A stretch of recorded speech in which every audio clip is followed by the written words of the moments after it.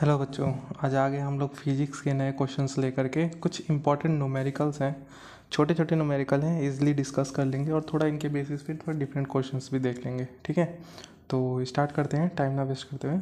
पहला question, the potential difference across the 3 ohm register.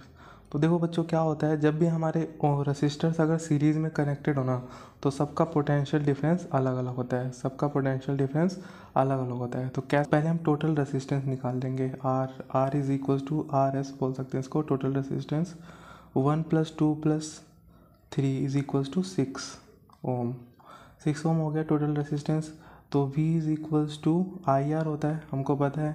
हमें इसमें पोटेंशियल डिफरेंस पता है, रेजिस्टेंस पता है, हम करंट निकाल लेते हैं। I current is i is equals to i क्या हो जाएगा हमारा, V कितना है मेरा 2 अपॉन में टोटल रेजिस्टेंस कितना आ गया 6, 1/3 कितना आ गया 1/3। ये मेरा करंट आ गया।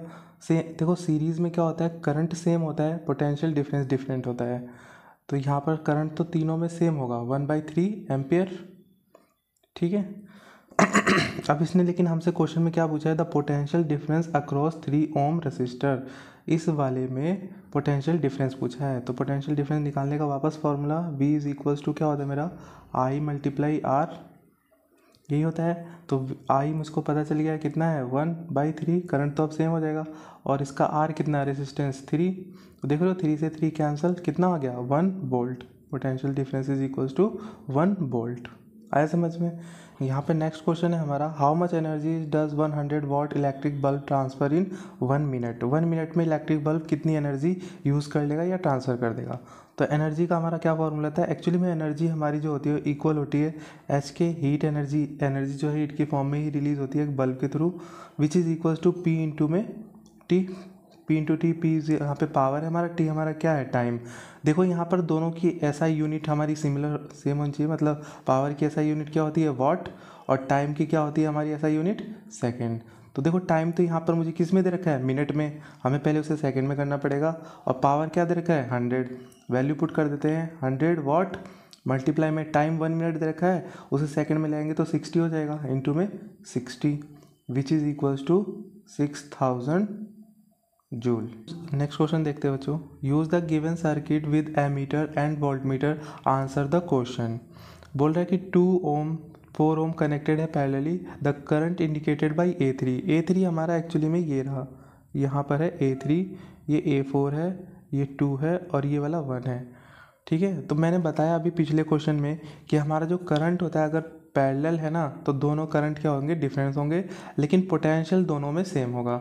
और अगर सीरीज़ में होते हैं तो करंट सेम हो जाता है और पोटेंशियल डिफरेंट डिफरेंट हो जाता है रेजिस्टर्स के। ठीक है, तो यहाँ पर तो पोटेंशियल दोनों में सेम होगा, तो पोटेंशियल तो दोनों का 8 वोल्ट ही रहेगा। ठीक है, अब लेकिन इसने हमसे क्वेश्चन क्या पूछा है, करंट पूछा है, तो टोटल करंट पूछा है एक्चुअली में, तो टोटल रेजिस्टेंस पता होना चाहिए पहले मुझे। तो टोटल रेजिस्टेंस देखो, टोटल रेजिस्टेंस के लिए दोनों किस में कनेक्टेड हैं, पैरेलली। तो पैरेलल कॉम्बिनेशन में टोटल रेजिस्टेंस निकाल लेंगे 1/2 + 1/4 विच इज़ इक्वल्स टू कितना हो जाएगा 4 एलसीएम आ जाएगा मेरा, यहाँ पर 2 प्लस में 1 विच इज़ इक्वल्स टू 3/4 और इज इक्वल्स टू 4/3, 4/3 आ गया। अब मेरा ये क्या आ गया, रेजिस्टेंस आ गया, रेजिस्टेंस इन पैरेलल। अब करंट निकालने का क्या फॉर्मूला होता है, V is equals to I R होता है, या मैं बोल सकता हूँ I इज इक्वल्स टू क्या हो जाएगा मेरा, I इज इक्वल्स टू हो जाएगा V/R। तो V तो मुझे पता ही है कितना है 8 अपॉन में R, R कितना है मेरा 4/3, मतलब 4 यहाँ आ जाएगा, 3 मल्टीप्लाई में आ जाएगा, तो ये 4 2 जा 8 और 2 3 जा 6, कितना आ गया 6 एम्पियर। तो मेरा करंट कितना हो गया 6 एम्पियर। समझ में आया, कैलकुलेशन है नथिंग। नेक्स्ट क्वेश्चन देखते हैं, the maximum resistance which can be made using the 4 resistance each of the resistance 1/2 ओम।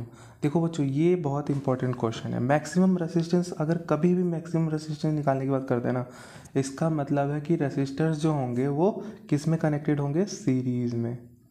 क्योंकि सीरीज़ में होता है ना जो मैक्सिमम रेसिस्टेंस आता है हमेशा। कभी भी अगर रेसिस्टर्स अगर सीरीज़ में कनेक्टेड हैं तो मैक्सिमम रेसिस्टेंस आएगा। तो इसका मतलब है मुझे 1/2 4 ओम्स, चार ऐसे रेसिस्टर्स हैं, तो 1/2 को 4 टाइम्स क्या कर लेंगे, प्लस कर लेंगे, 1/2 + 1/2 प्लस 1/2 और प्लस 1/2, या 4 × 1/2 भी कर सकते हैं। तो आंसर कितना हो जाएगा 2 ओम। कितना आ जाएगा 2 ओम। तो मैक्सिमम रेजिस्टेंस कितना हो जाएगा 4 रेजिस्टर्स का 1/2 का 2 ओम। तो ये कुछ भी नंबर दे सकता था, बोल देता कि 5 ओम के रेजिस्टर में मैक्सिमम रेजिस्टेंस चाहिए, तो उनको सीरीज़ में कनेक्ट करके हम जोड़ लेंगे, मतलब सीरीज़ वाले को सम कर लेंगे। तो मतलब 5 + 5 + 5 + 5 = 20 ओम, ऐसे हो जाता है। समझ में आया? नेक्स्ट क्वेश्चन देखते हैं, ओम्स लॉ। ओम्स लॉ, देखो ये क्वेश्चन यहाँ देने का सिर्फ ये मतलब है, कई बार ना हमको डायरेक्टली नहीं पूछता है, इनडायरेक्ट पूछ लेता है। अब जैसे इसने बोला है व्हाट इज ओम्स लॉ, है ना यार रिलेशन, तो हमको पता है V is directly proportional to I, मतलब potential difference is directly proportional to current होता है, मतलब ऑप्शन सी तो मेरा करेक्ट है। लेकिन इसको यहाँ पर मुझे ये बताना था कि इसका कई बार ना ग्राफ पूछ लेता है, ओम्स लॉ ना हमसे ग्राफ पूछ लेता है। तो V और I के बीच में ग्राफ कैसा बनता है बच्चों, V और यहाँ हो जाता है I, ठीक है। और इसका ग्राफ हमेशा स्ट्रेट लाइन बनता है, ऐसे कैसा बनता है, स्ट्रेट लाइन, ठीक है। तो ये चीज़ ध्यान रखनी है। और कहीं पे भी एक पॉइंट अगर फिक्स कर लें, यहाँ पर V और यहाँ पर I, है ना, तो इससे हम रेसिस्टेंस भी कैलकुलेट कर सकते हैं। लेट जैसे यहाँ पर वैल्यू 5 है और यहाँ की वैल्यू 2 है, हमसे बोल दे कि इस ग्राफ की हेल्प से आप रेसिस्टेंस फाइंड आउट करो, तो रेसिस्टेंस इज इक्वल्स टू क्या हो जाएगा, तो हमें पता है V इज इक्वल्स टू क्या होता है I R, तो R बोल रहे हैं मतलब V अपॉन में I, क्या हो जाएगा V अपॉन में I। तो यहाँ पे V की वैल्यू डाल देंगे, लेट यहाँ 5 माना था मैंने, 5 आ जाएगा, और I की वैल्यू कितनी है 2, यहाँ 2 रख देंगे। तो इस तरह से मेरा रेजिस्टेंस निकल जाता है ग्राफ की हेल्प से, ठीक है। तो ग्राफ बताना था इसलिए ये क्वेश्चन यहाँ डाला था, दैट्स इट।